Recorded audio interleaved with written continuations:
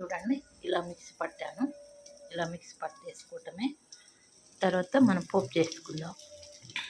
2 పావుల నూనె వేసుకుందాం.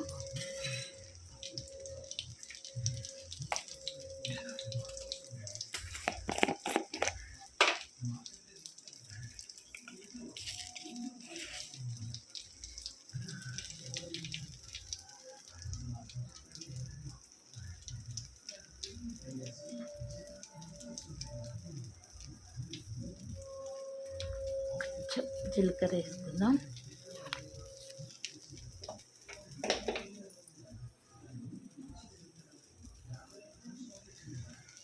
కొంచెం మినపగుండ్లు వేసుకుందాం. అంటే నాకు ఇష్టం ఇలా వేసుకోవటం మినపగుండ్లు. మీకు అవసరం లేదనుకుంటే స్కిప్ చేసేయండి. ఓకే,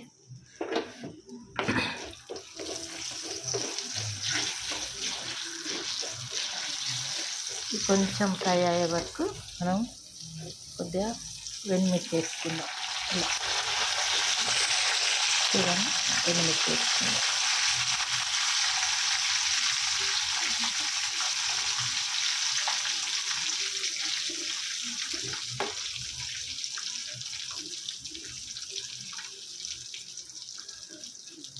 వెండిమిర్చి మంచిగా వేగిపోయాయి కదండి.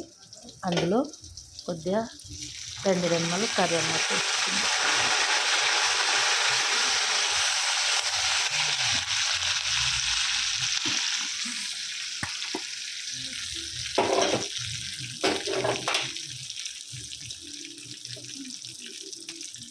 కొద్దిగా పసుపు వేసుకుందాం.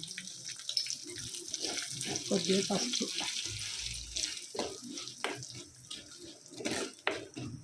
ఓకే అండి, ఇది ఇందులో వేయటమేనండి.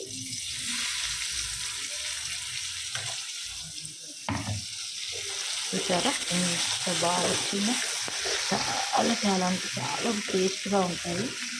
చాలా బాగుంటుందండి. మీరు ఒకసారి ఇలా ట్రై చేయండి. ఎంత బాగుంటుందంటే మళ్ళీ మళ్ళీ కావాలనిపిస్తుంది. నేను ఉప్పు వేయలేదు, అంటే నేను అప్పుడే జీలకర్ర అవన్నీ వేసాను కదండి. నేను ఉప్పు వేయలేదు. ఉప్పు వేసుకుందాం. మనకు ఎంత తినాలనుకుంటే అంత వేసుకుందాం. ఓకే, మనం ఇంకా అప్పుడు ఏమీ వేయలేదు కాబట్టి కొంచెం ఎక్కువనే పడుతుందండి ఉప్పు. సరే, నేనైతే మరి చిన్న స్పూన్ కాబట్టి 2 స్పూన్లు అనుకోండి. 2 స్పూన్లు వేసాను. తక్కువ పడితే మళ్ళీ వేసుకుందాం నేను. ఓకే, మీరు ఇలా ఒకసారి ట్రై చేయండి. చాలా అంటే చాలా బాగుంటుంది. టేస్ట్ కూడా ఉంటుంది. ఇంకా అంతేనండి. ఇంకా గిన్నెలో తీసేసుకోవటమే. మీరు ఒకసారి ట్రై చేసి ఎలా ఉందో నాకు కామెంట్ రూపంలో పెట్టండి.